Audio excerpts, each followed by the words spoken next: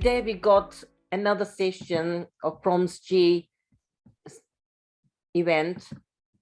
It's how much change management is too much. And today's speaker is Paul Clavering.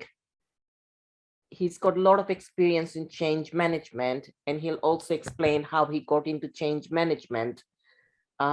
Without any further ado, I'll pass on to Paul.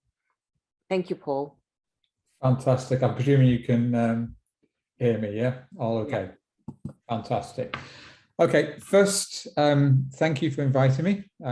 Very honoured. I've been following the BCS for quite some time, and more will become apparent as we start.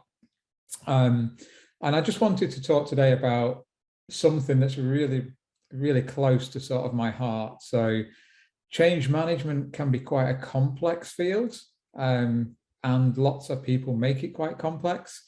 But what we want to do is we want to simplify it so it really adds value and we can really see some deliverables off the back of this.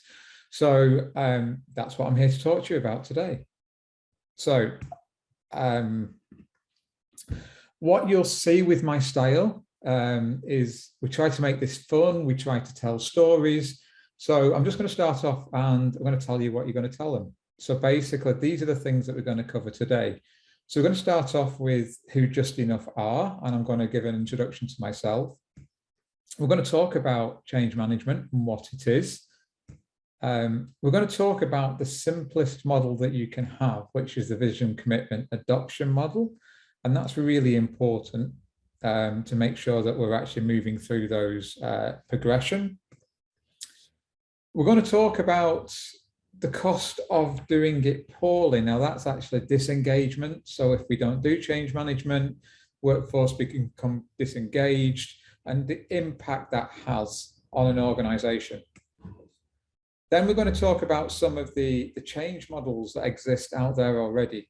So we're going to highlight a few of them and we're going to talk about when you would potentially use them. And we're going to talk about why you would use ones in certain situations.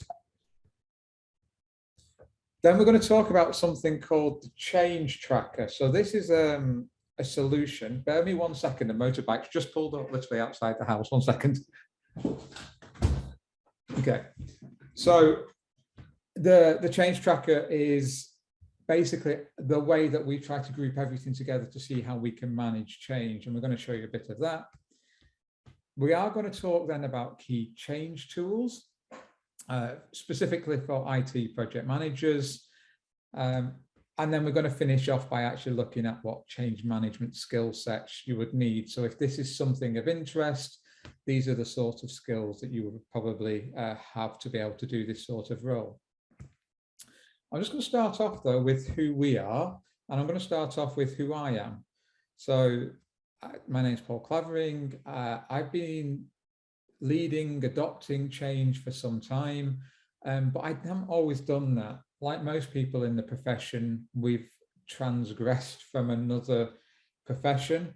And this goes back to what I was saying at the beginning, that in my early career, technology was my thing. So basically, after leaving university with a technology degree, I was a web programmer. I worked all over Europe for a large organization. I led SAP implementations. I was an ABAP programmer. So those who know SAP will know how technical that can get. And I really enjoyed the technical side. But to be honest, I realized at some point in my career that there were younger people that could keep up with the technology quicker than me. So I wanted to think about how, how I would add more value. And that wasn't by doing the technology stack. That was about being able to sit between the technology savvy individuals in an organization and the business, and basically transcribing what we can do from technology to what that means in business. So an example is object-oriented programming means nothing to a business. But actually, when you say that allows us to implement code quicker and reuse objects, that's when it starts to become more powerful. So I sort of sat in that role. I then moved on to a CTO role. So I moved from a small player in a big organization to a big player in a small organization. And that's really when I started to have my eyes opened about technology and the impacts it can have on a business. And I fell into project management, implemented SAP multiple times. We drove sort of big change stacks, and basically I did that for lots of organizations. Just Enough Change, we'll talk about that in a second, was formed. But basically I found my calling. I found that I liked change management, which was the impacts that has on people rather than project management. And we're going to talk about that in a bit more detail in a second. So Just Enough was formed. So one of the things that I don't like massive governance and things that slow things down. I'd much prefer to get things 80% right and correct the 20% afterwards. So Just Enough was born.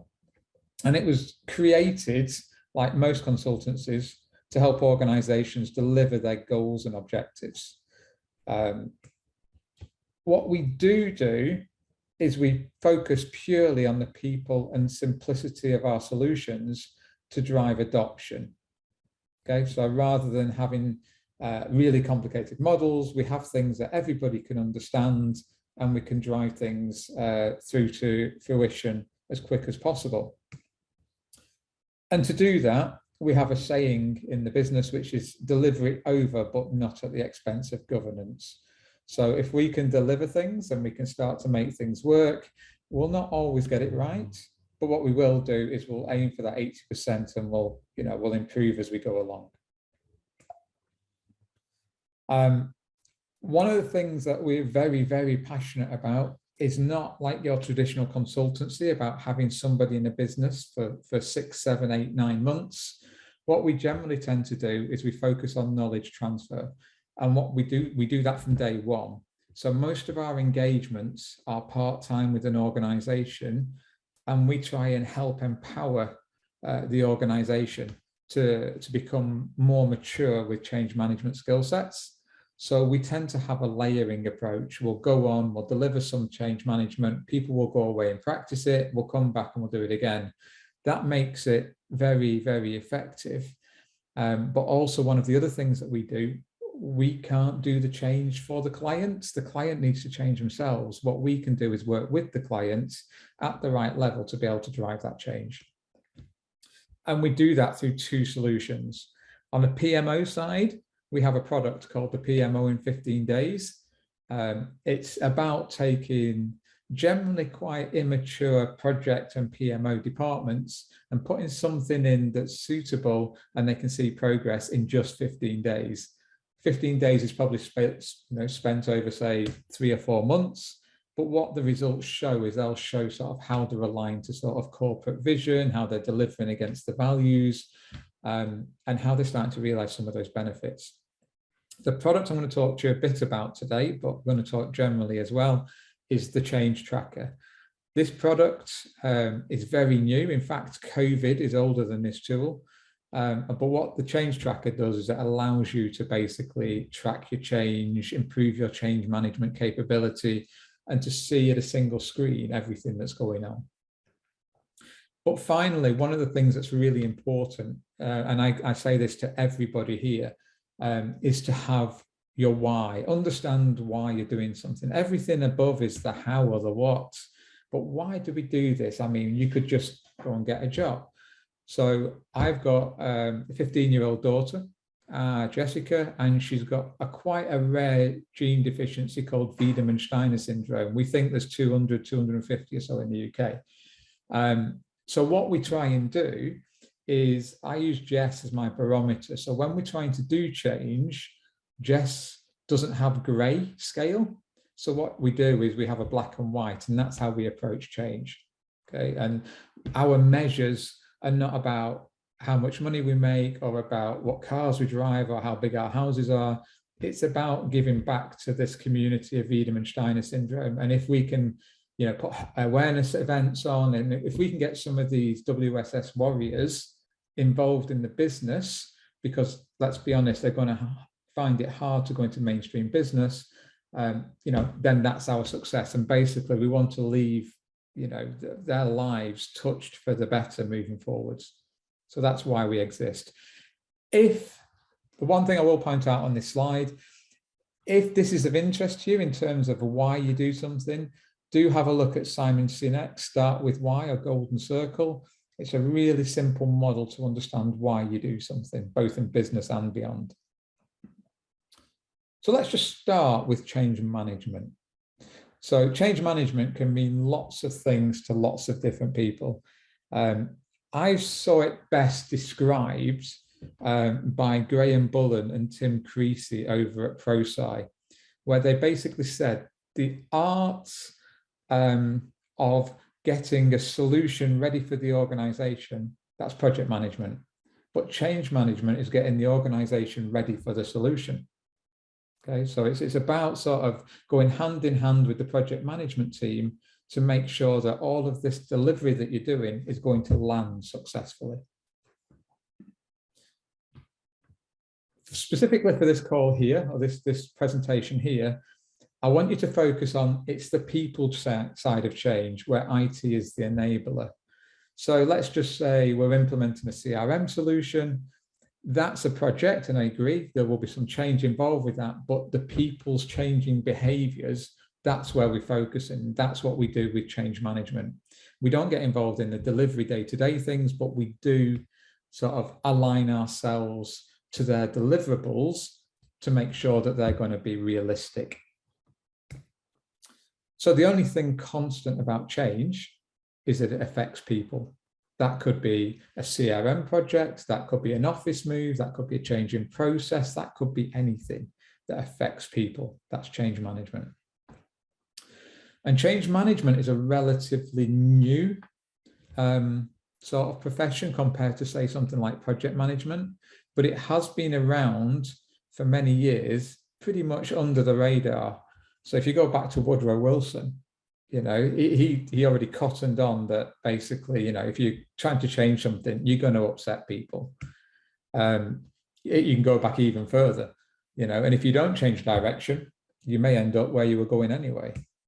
So some of these are just some quotes that you can take through the history of time, yeah, that show where change management has come into play.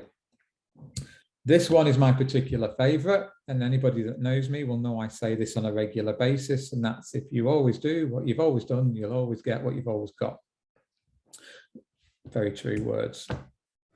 Okay, and that one, it just leads us on to the next slide, which is basically saying, we think people resist change, they don't, they resist being changed. And there's a bit of a difference there, and we're going to explore that in a minute. Before I do go on to that next slide, do we know of any questions that have come up? Viva, I don't know if you can come off mute, and any questions?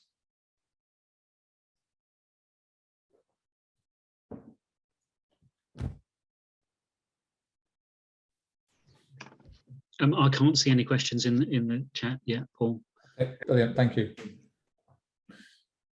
So let's delve into sort of the different types of people change. There are lots, but I'm just going to pull out 3 today. Remember the title of this is keeping this conversation quite high level and having just enough. So at the highest level, you have the individual.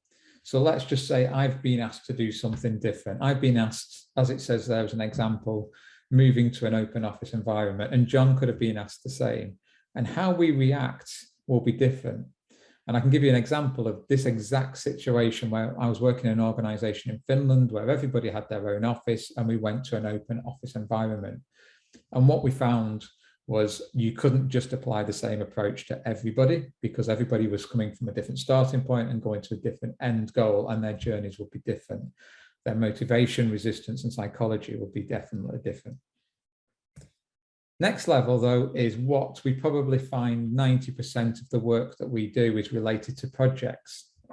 Implementing a CRM system is the one that we always use. So this is generally where we're trying to affect a bigger stakeholder group. So salespeople, back office staff, whatever it may be. How are we going to convince those teams to, transfer to that new world? And then there's the final one, the utopia situation. And this doesn't happen very often, but those organizations that want to change, they truly want to change, because everyone says they want to change. But these ones that are invested in it, the ones that basically say, do you know what, we want our DNA to change. We want to sort of say, have a change function to be able to drive that change. And a really good example of this was some work I did a couple of years ago, which was with an organization implementing Agile. And most people, when you talk about Agile, they'll think, we'll throw Jira in and we're done. But to do Agile properly, as I'm sure most of the people on the call will know, it's about that culture shift. It's about shifting the responsibility potentially away from IT to the business to decide what's going to happen, and thinking about things more entrepreneurial. So it's not about what can the system do, it's more about, we need this, how can you help us? That's a huge shift. That's a cultural shift. So those are the three sort of levels that we always sort of highlight into an organization. But we need bums on seats. We need people to be able to do this. So again, if we take this up to the highest level, there are generally two types of roles that we will bring into an organization. There's a change practitioners. These are the individuals that have been there, they've done it, they know the tools, they've got techniques. Sometimes they come from outside the organization, or you could find somebody internally and develop, but they're all about the leadership of the change management. They're looking at the resources, they're looking at what's to be done, and they keep an eye on it. The one advantage of bringing somebody in, and we do this on a regular basis, is they're also generally independent to the organization. We don't have the baggage of the organization. We can keep impartial and we can really drive that. However, your change agents are the people that generally do the work. These are the amazing people that are frustrated in the business but want to do something about it. They've already got full-time roles, and now we're asking them to do something above and beyond, but they want the organization to be in a much better place. They're close to the business. They have this passion. They want things to change. They have the support by their line managers. They have to have the support by the line managers.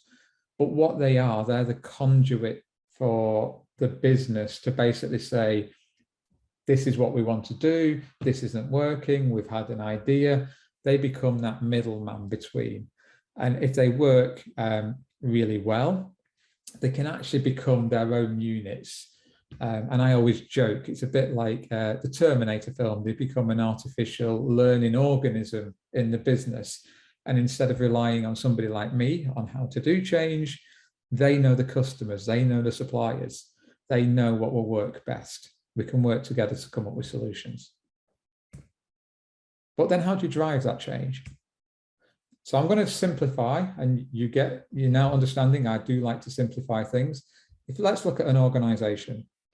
At the top, we have the sponsors and the exec, then we have the management, and then we have this workforce. And I've just said the change agents generally sit within that workforce area. And what will happen is change will either happen in one of two ways. It'll either come top down or bottom up. And we're going to talk about dictative and collaborative change in a minute. However, the best organizations are the one that meets in the middle. What does that mean? Well, it means that basically everyone's aligned and they understand what we're trying to do. It takes a while to get to that point, and generally you need to have a good understanding and acknowledgement that change is accepted in the business.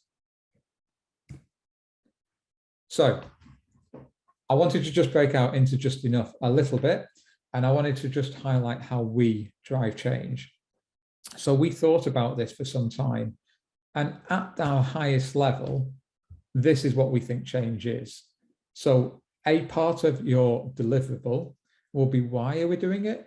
Giving people the space and the freedom to ask questions and to challenge and to understand. And once that's been acknowledged and understood, we can then start to think about the how. So as an example, the why will be, do you understand why we're doing this? To make more money, be more efficient, whatever it may be. And then the how is, these are the buttons we want you to press. These are the behaviors we want you to do. So that's really important. But what we have underneath that is we have what we call our level 2. And this is the level that we operate most of the time. So we have a vision, commitment, and adoption. And I'm going to tell you a story because that's what change people do. For 14 years of my career, I was traveling all over Europe. I got a bit bigger than I wanted to be. And on holidays, I was finding people that were slightly bigger than me to stand next to feel more comfortable. So my vision was not to have to do that. So vision's all about sort of understanding where you want to go, obviously. Commitment's about doing something about it. And you'll see commitment sort of overlaps both the why and the how. And this is really the stage where you're thinking, okay, I see the vision. I'm willing to give it a go. Show me how to do it and I'll try it. So in the story I've just said about me and being a bit bigger than I wanted to be, I knew I had to join a gym. I knew I had to start changing my lifestyle. Most people confuse commitment with adoption. Commitment means that you're going to give it a go. It doesn't mean that you're going to continue to do it. So how many people join a gym and then don't go 3 months later on? So 5 years later, I still go to the gym. In fact, I'm going for a 5K after this to basically say, this is how I'm now going to build my life around this adoption. That's no different in the business. Vision's where you want to go to. The commitment's about trying those processes and learning how to do them. And adoption's that key stage where you actually say, do you know what? We like it, we get it, we can see why we would do it. Not everybody gets there. And then finally, everything that we do is underpinned by engagement and communication. And that's not just to one or two, that's to the whole workforce and about having that right level of engagement. For those that are slightly more observant of you, you'll have noticed at the bottom right-hand corner of each slide, there's 3 icons, these icons here. So basically what we do is the first icon represents we listen to somebody. So it's that smiley face, we understand people's concerns, we promise to look into them and hopefully tackle them. And that just then creates this level of trust. If we have that level of trust and we start to try and help people, they're more willing to step outside of their comfort zone, which is what the second icon indicates, and basically say, we'll give it a go. If they do that, then you're more likely to reach your targets, which is the third icon. So basically, that's my business card. That's what we do. So I'm just going to finish with that story that we talked about. And what we would do is, in that example, I have 3 personal columns. So one of them is physical. I wanted to get fitter. I wanted to understand what I was trying to do. There's a career one. So actually, for a lot of my career, I was an employed person. I wanted to go in, I wanted that stability, and I wanted to drive something. What's happened since is that now actually drives me a little bit insane. And what I want to do is I want to be a bit more of a free spirit. I want to work with different clients, and hence the reason why Just Enough was set up. And the last one was my well-being. So I talked about my daughter. When I first found out about my daughter, I didn't handle it very well.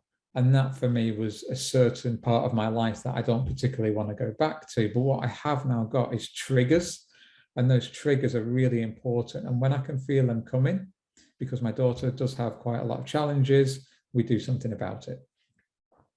And then what you need to do is balance everything you do. So your diet, your family time, going to the gym, and your career, your organization. So we always have this slide when we're talking to people, and you will have your own columns and you will have your own objectives of where you get to. But that's a really good example of the vision, the commitment, and adoption. So before I start talking about collaboration, dictation, or dictating, John, do we know if we've got any questions yet?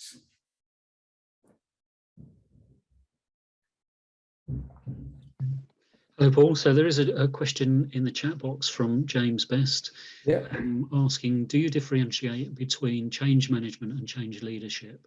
And if so, can you elaborate on that? Yes. Yes, we do. So change management, we define it as the actual process of doing the change.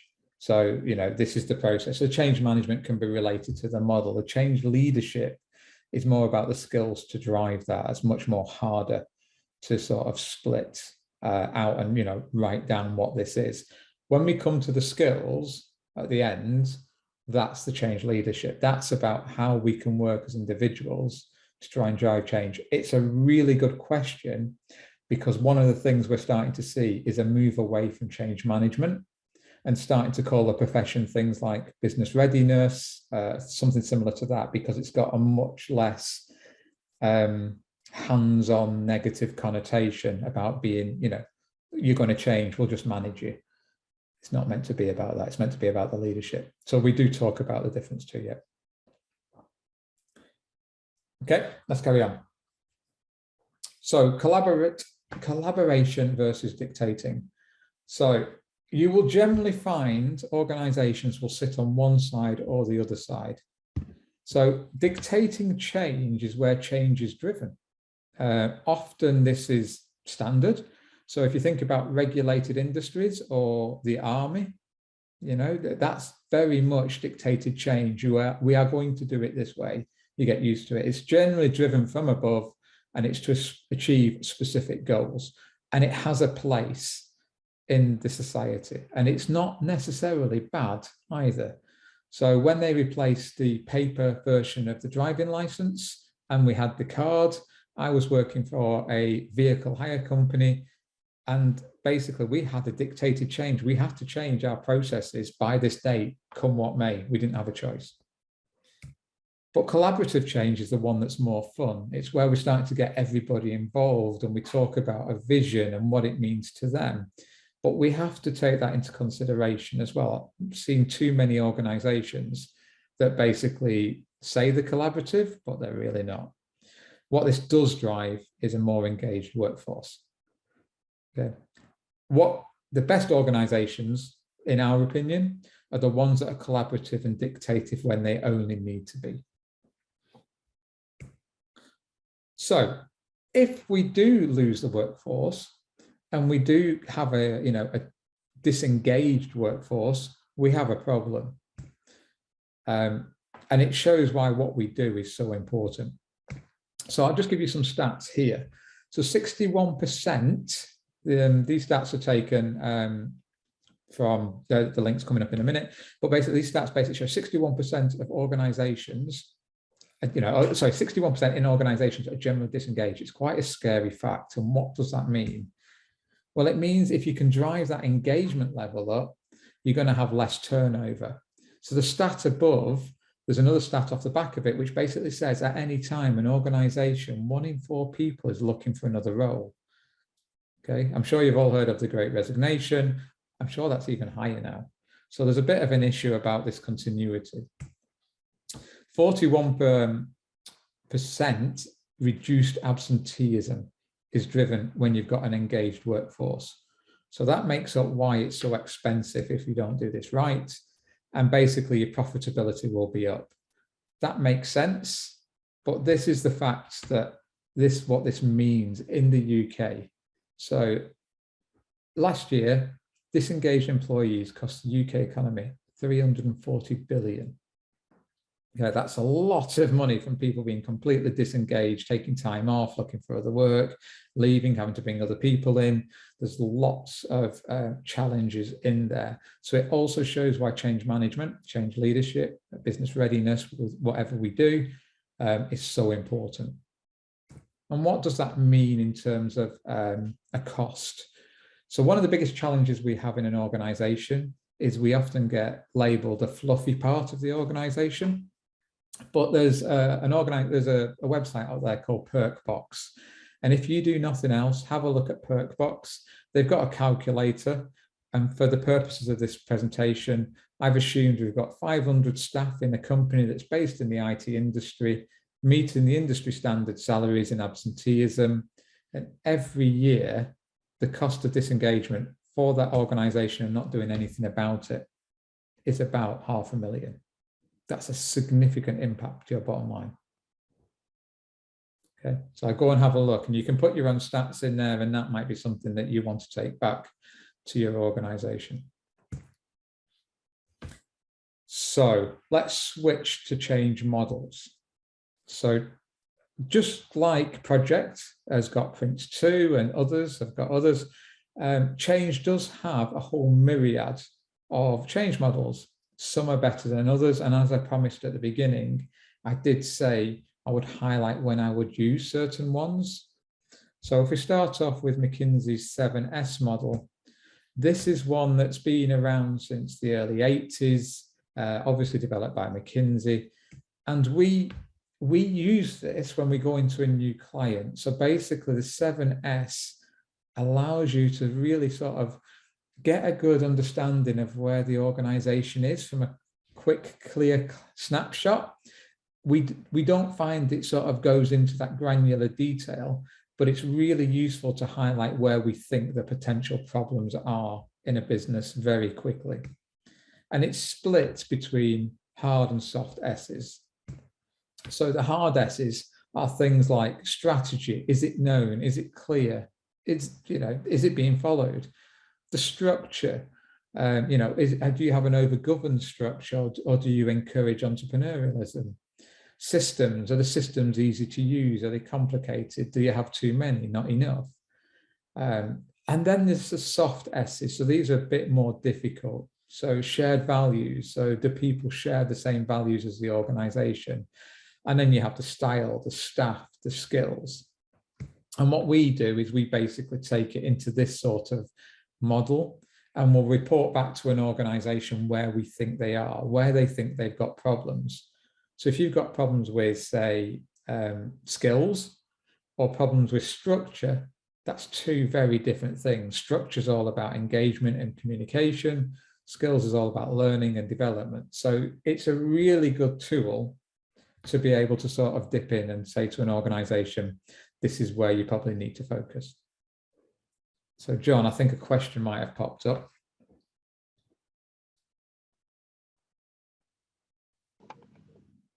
No, nothing there at the moment. No, so I keep seeing numbers pop up on my screen, so apologize. Actually, I have got a question, okay. Paul. You talk about models, that's good, but is it part of tools and techniques you were talking about earlier? Yeah. So okay. I'm going to show you some tools that we can use in a minute. Generally, we use the models to sort of get an understanding of where we are. And we'll use different models in different situations. So this one, as I said before, I really like it because it sort of comes in and you can sort of quickly see where you're probably going to have to put your efforts first to get the biggest bang for the buck. But then we've got Lerwin's model. Okay, this is actually quite an old model, but one that's actually very powerful because it's all about stopping doing something, changing, and then doing it again, which sounds really simple. And again, we use this generally if we've got a group of people that need to change, we utilize this. So basically, we unfreeze. So basically, we've always done it this way. Okay, why? Why can we not change it? And we spend a lot of time. So very much that why bit and the vision. And what we can do is we can work with those key stakeholders and we can start to get them on board.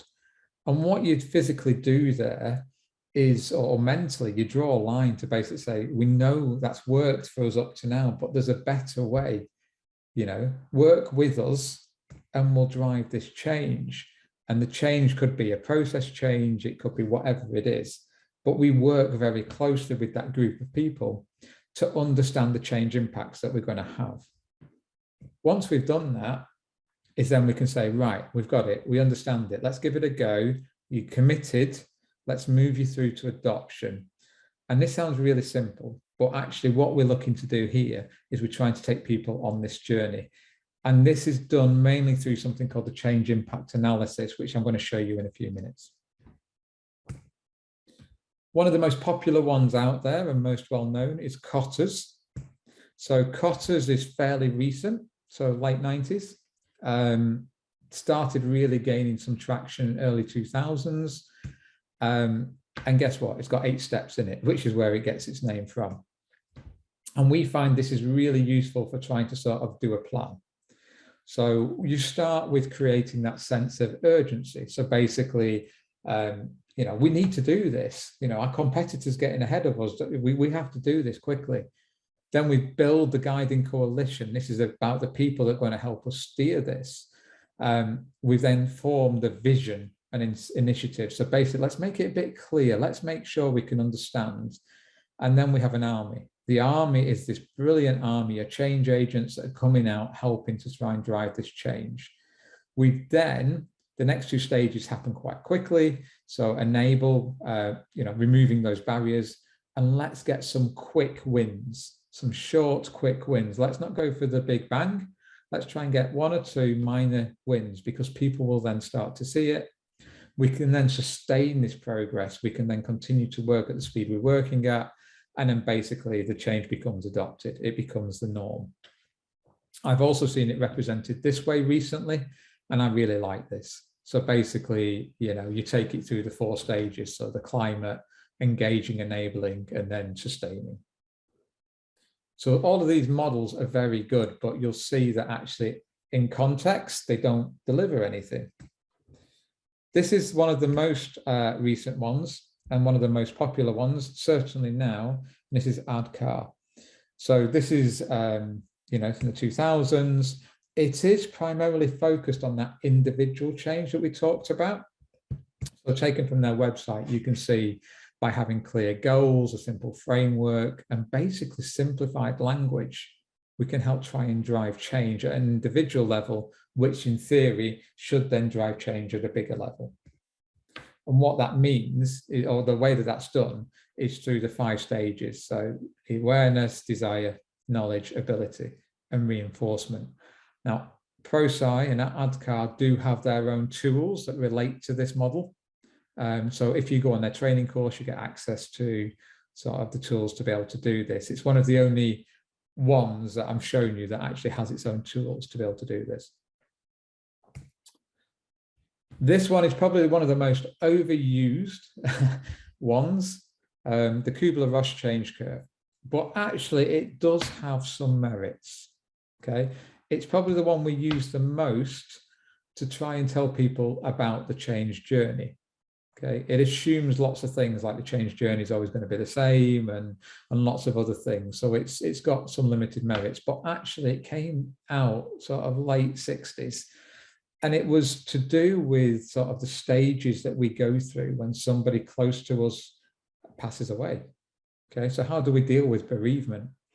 And it's got 5 stages: denial, anger, bargaining, depression, acceptance. And if we think about that in a business, yeah, you know, we've got that denial. We're going to change it. We don't need to change it. We've always done it. The anger, well, I'm not doing it. The bargaining, which is that next stage where it's calmed down a bit. It's like, okay, you know, I sort of see it. The depression, where you try it and it might not work. And then acceptance and moving to adoption. So as I said, it can be aligned to certain changes. But everything that I've shown you there, with the exception of ADKAR, are just models to be able to do something. So one of the things I wanted to show you guys was some of the tools that we use in a day-to-day business. And generally, our tools align to either impact stakeholders or readiness, you know, engagement, communication, that sort of thing. But I mentioned right at the beginning that I wanted to sort of draw parallels to IT project management. So if you've got a Gantt chart, this is the change person's equivalent. And a really good example of this is a change impact analysis is basically, if we're implementing a CRM system, you may want the sales people to stop using localized copies of things and change their behavior to use the CRM system. So a little bit of that's done through training, but most of it's done through actually the guys and girls doing it and sort of changing their behavior. So what a change impact analysis does, it maps that behavior change and says, for this project to be successful, people are going to have to change their behaviors, and this is what we're going to do about it. This is how we're going to help them. So that's a change impact analysis. Another one of the tools that we use on a regular basis is called Bops, and I'm going to come back to that in a minute. So this is all around about how a role is going to change. And some of the other tools that we have not got time to show today but you will see on one of the change journeys is things like defining the end state, readiness models and checklists, training needs analysis or learning needs analysis, journeys, change journeys, com plans, and day in the life ops as well, bit those.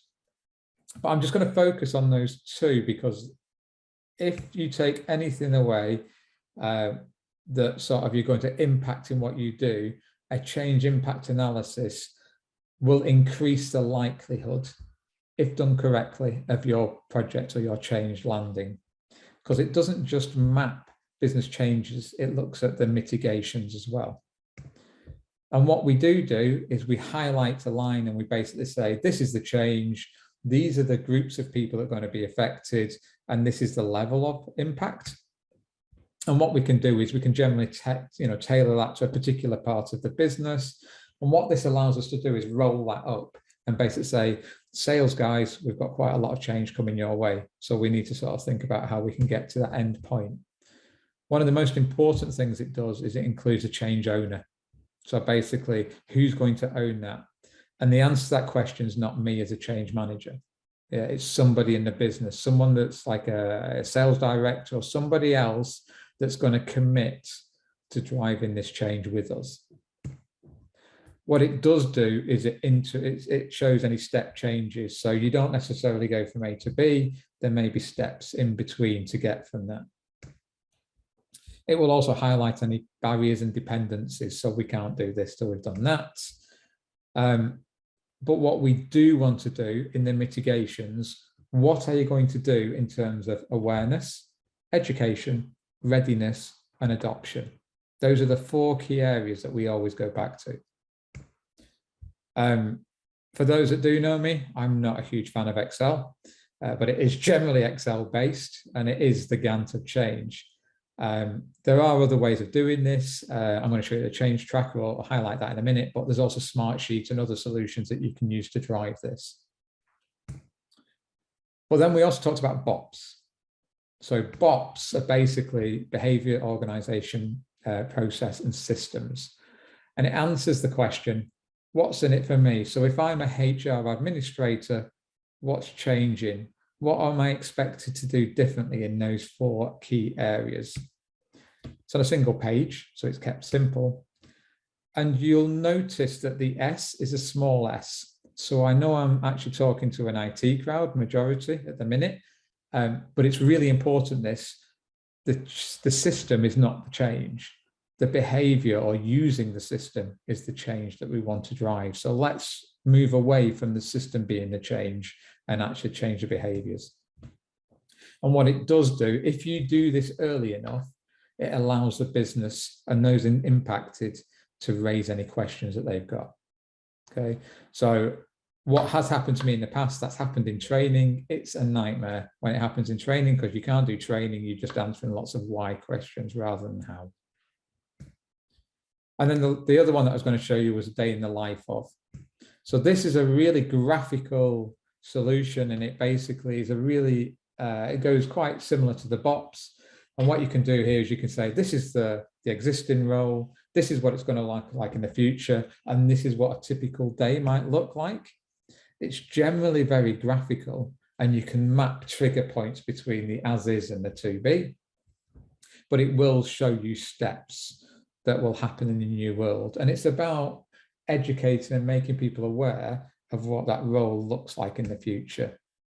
It can also be used to feed the training development. And it is very much a key tool for the change agents to help explain what this new role looks like moving forwards.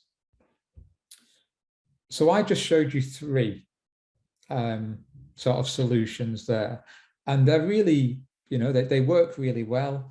But what we find in most organizations, if they are doing change management, they will have a whole myriad of Excel solutions that are not linked together.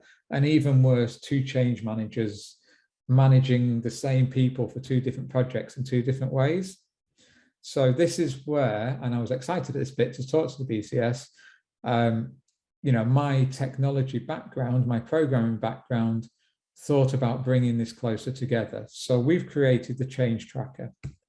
And the change tracker is a very graphical tool which looks at 7 key areas. So things like vision, stakeholders, agents, learning, benefits realization, and it allows you to pull all these things together in a series of very simple, very graphical, very rich looking products under one umbrella. But most important, it allows you to roll this up to the top level and basically see something called change fatigue. So if you've come across change fatigue, that's where we're just asking a part of the business to do too much too quickly. And generally, it's really hard to find that. So we try and highlight that to the change managers, and they can go and do something about it. So if anybody wants to find out more about the change tracker, please do get in contact with me. But I just want to finish off with just a few things, and basically what makes a great change manager. So we've talked about all of these things that we've got to do, and most organizations lump change management under project management, and they're two very different things. They're related, but they're different. So a change manager needs to be, just like a project manager, an excellent communicator in both good and bad times. They need to have a lot of coaching and leadership. So you could be dealing with people very, very senior who resist change. So how do you do that? How do you take them over the line? You definitely need to be strategical. A lot of the time we'll get asked questions, why are you doing this? And this is a real challenge, but we need to relate this back to sort of the vision. So you always need to have that strategical vision in your mind. Personal resilience, you're asking people to change. That's one of the most difficult things that you can do. And lots of the time it's perceived to be your idea, and generally it might not be my idea. So actually what we need to do is we need to sort of let people know that, you know, this change is good, and we'll help them, we'll hold their hand through this change. Trustworthy, 100%. You need to promise to do something, and even if you can't do it, you let somebody know. But if you don't do this and you don't have that trust, no one's going to sort of take you seriously as a change manager. One of the biggest things, and this links into the resilience, people will be very, very uncertain. You're asking them to change. What's in it for me? Am I going to lose my job? Am I going to do something I don't want to do? Do I have to work at different locations?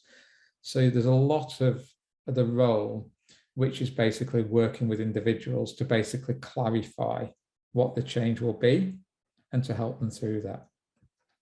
And then just a reminder there, the vision's really important. You need to keep that at the forefront because your change needs to see out that vision.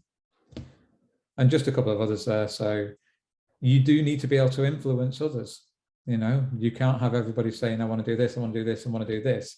You have to take people and you have to guide them down a certain path. And sometimes that involves quite a lot of influence, convincing them that, you know, they may not get 100% what they want, but the bigger picture is more important. Problem solving, definitely, 100%, you know, comes through all the time. Lots of people will throw problems and you need to address that. And one of the most interesting things with this, again, similar to project managers, is most of the teams that I work with, I'm a matrix team manager. So actually, I don't have any seniority over these individuals. And actually, a lot of the time, they're more senior in the business than I am.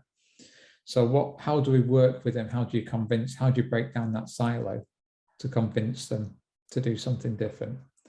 Not an easy task. So I'm just going to finish off with some tips.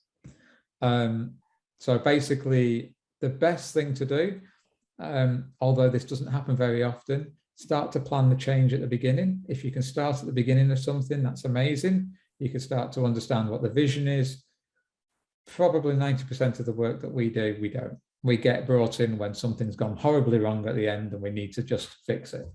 So that may mean going back to why, or it may mean going back to sort of vision or whatever. But basically, if you can start at the beginning, that's definitely good.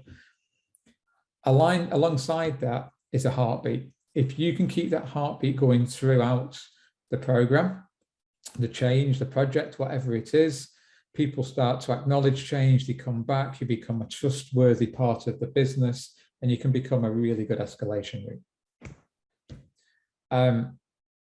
Definitely understand the why.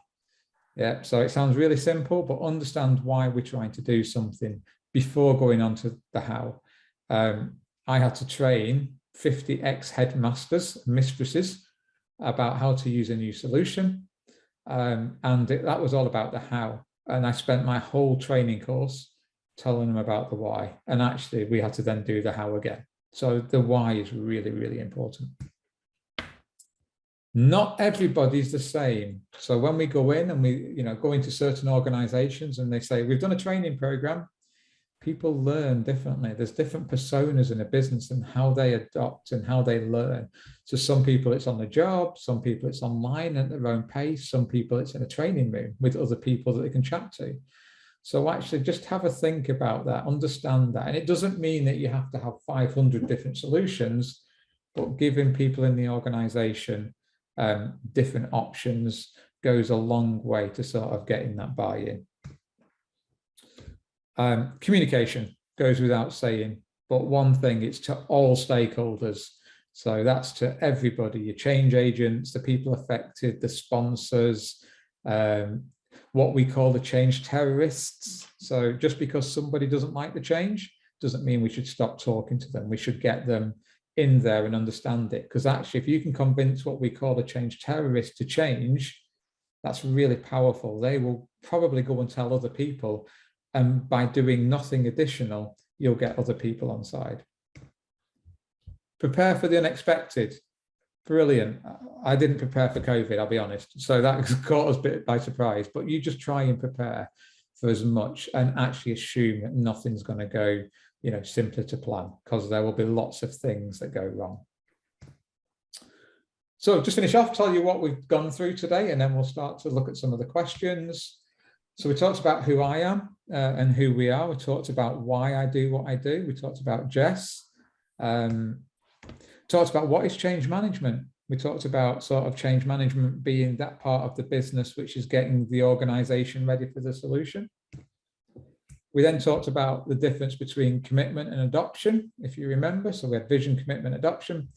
And it's really important that we draw a distinction between those two. Showed you a slide that showed the cost of disengagement and what impact that can have. We went through a few models very quickly, but basically we showed you why we could potentially utilize some of those models. And they do have limited use, but they are quite useful to sort of get a quick flavor of where you are with something. I then highlighted how Just Enough tracks change. So the change tracker is this solution, pulls everything together, rolls up, so you change fatigue. And it's quite an easy way to try and understand, and it doesn't use Excel, which I'm very, very pleased about.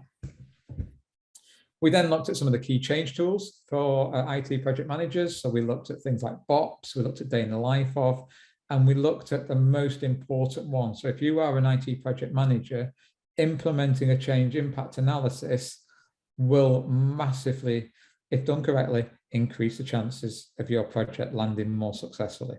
So I would definitely look at a change impact analysis. And then finally, we looked at sort of the change management skill sets. What sort of things do we have to do to try and drive change? And that's it. So before I start answering any questions, please feel free to go and have a look. Access to justenoughchange.com. You'll find details there about the company, but also about the change tracker. My email address is there. And I'm quite an active user on LinkedIn, so please feel free to reach out to me at LinkedIn or the company Just Enough Change as well. So John Weber, I think I'm going to hand back to you. Yes, thank you. Thank you very much, Paul. There are some questions people are asking on here on chat. One of them is, how do you change when people are fearful of their future roles? That is bringing in new system with automation. So, okay. It's a great question, and obviously it would depend on the organization. First, we have to be, remember we said one of the key sets was trustworthy. So from an early stage, we have to be very upfront and honest. And if the organization, is driving this in this particular way, then we need to tell them that, and we need to be, open and honest. But it's always a challenge. It also doesn't assume that that's going to happen. We need people to come along on this journey, and we need to work with them. And yes, we've worked with organizations where unfortunately we've had to exit people out of a business as part of change. However, you can do that nicely. If we know in advance, we can help people along that journey. We can build up skill sets. But we generally, the last thing that we want to do is just cut people off at a certain time. So it's not great for reputation. It's not great for the individual involved. So answer the question, open, honesty, keep people communicated, work with them. And as soon as we know, let's deal with it. Let's not bury our heads in the sand. People need time to sort of, if you remember, Phoebe, I talked about the why and the how. So the why is that bit where we can say, well, actually, I don't think we should. Well, why? Have we got another solution? We're putting in a system. Do you think you could add value and go and do something else in the business on top of the system we're implementing maybe? So there's always ways of doing it, but it would depend on the company. Yeah, Megan, have you asked this question? So are you happy with the answer?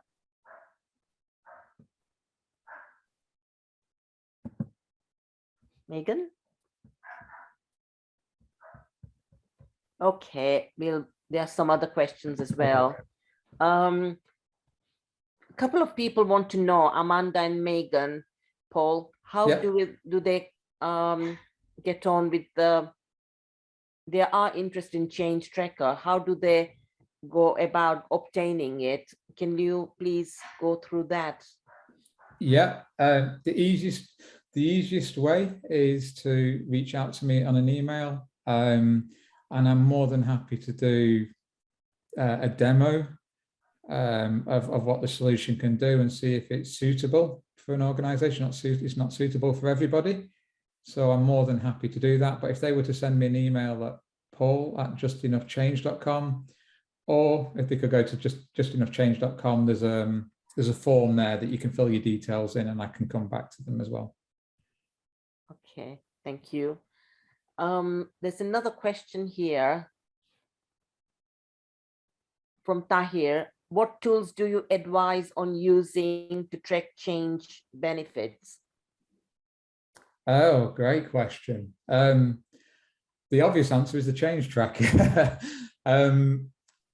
Most organizations that I see, they use a templated Excel solution. It works well. You can do graphs, you can show sort of your benefits as you're going across.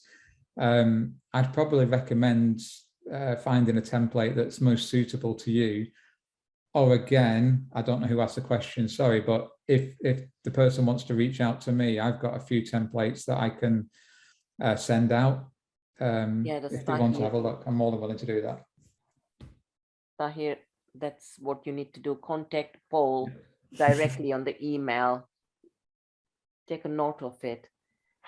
Paul, there's another one, the same person who asked about automation. I think this is the thing people are scared of when there's a change and automation is taking place. It's a dilemma for a lot of people. Because some roles will be removed when they're upskilling, but upskill, however, it's keeping people feeling secure and trusting us as their core to bringing in the change. So when this change takes place, and especially in automation, a lot of people are scared that there are going to be redundancies, lose jobs. So how do you go about telling people, no, they're not going to lose jobs? Of course, some of them would lose jobs. So what happens then? So nothing's certain until it's certain, Phoebe. And I think there's two ways out for this, isn't there? There's either bury your head in the sand and wait for it to happen. Or the other option is tackle it head on. And I generally have a story about an organization I worked with in Coventry where we were doing some automation. And it was planned to remove some of the workforce. When we sat down with the workforce and we told them, you know, the proposed plans, they actually came back with a suggestion that would add value on top of the automation. And that value was more than they cost that they brought into the business. So actually, through that conversation, yeah, we basically, you know, they transitioned into other roles and they're still with the organization. However, you're right, there will be times where the organization maybe needs to cut costs. So actually, I'll go back to the answer I said before, you know, we work with those individuals and, you know, unfortunately, you know, it's happened to me, you know, unfortunately, sometimes these things happen. But what we can do is we can be human about it and we can be, you know, we can show our empathy levels and basically help people through that, either through retraining or, you know, whatever we can do to help them. So I think it's about being open and honest. I think the other thing that's really, really important is, you know, we try and quash rumors as quick as possible. So I also worked at another organization where it got out very quickly that half the workforce were going to be made redundant, and it wasn't. It's just we'd had Chinese whispers, there was poor communication in the business, and you know, people made up the story. So I think it's a mixture of everything of the above. It's about having a sound communications plan and an engagement plan and treating people fairly. Yes, that's good. Yeah. There's another question from Victoria Gardner. Yeah. What change is driven mostly from, when change is driven mostly from the bottom up, what steps can you take to bring senior leadership on board and follow through with meaningful change? Great question. Great question. So seen that a couple of times and it's always challenging. Do you know what the secret to this is? To make the senior people think it's their idea. And I know that sounds a bit daft, but what we can do, and again, the same organization in Coventry, it was an organization that had lots of depots, and the senior team had decided on a certain process.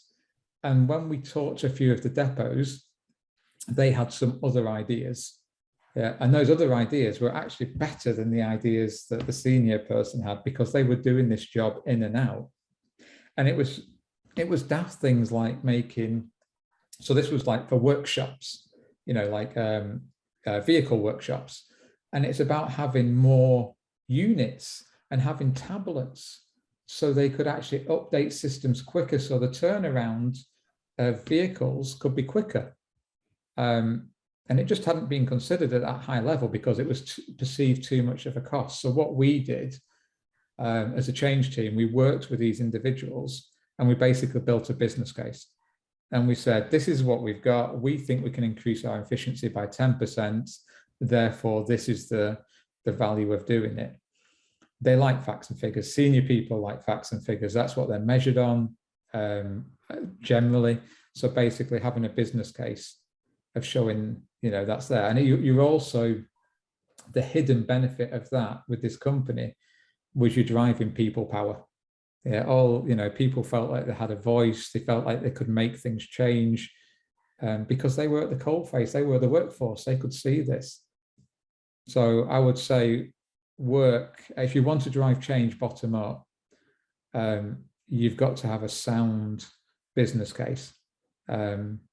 And you've got to then drive it. But ultimately, that senior executive is probably going to take it as their idea. It's just the way of the world, unfortunately, and drive that change through. And once that happens, you've got the senior buy-in. Yeah, that's great. I find quite often what happens is the stakeholders, they don't want to spend money, so it's very difficult to get them to come on board. And so we would have to go by telling them what the benefits are. So Correct. how do we go about doing that? So yeah, I'm going to go back into just in the change tracker in my head here.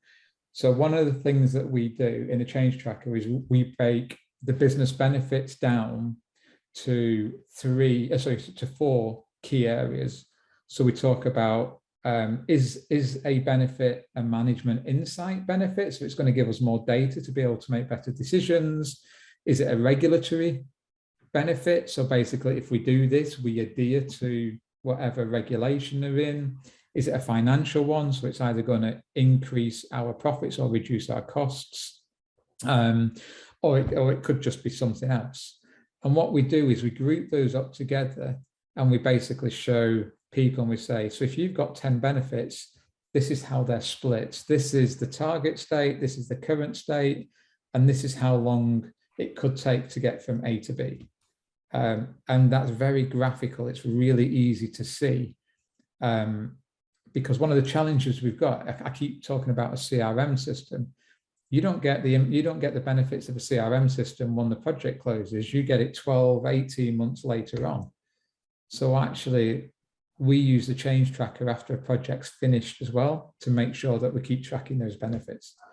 But we use the benefits realization part to sort of highlight where those different benefits are, but we break it into small chunks so people can see it. Yeah. Yeah, that's good. Yeah. Anybody else? I can't see any more questions now. Actually, yeah, you answered all the questions that are there. Fantastic. So I like to, can you please join me to say thank you to Paul? It's absolutely a brilliant topic and it's so important, especially COVID time, as Paul said, he was not prepared for it. And so most people were not prepared for it. It came as a total shock to everybody. So we all had to manage that change.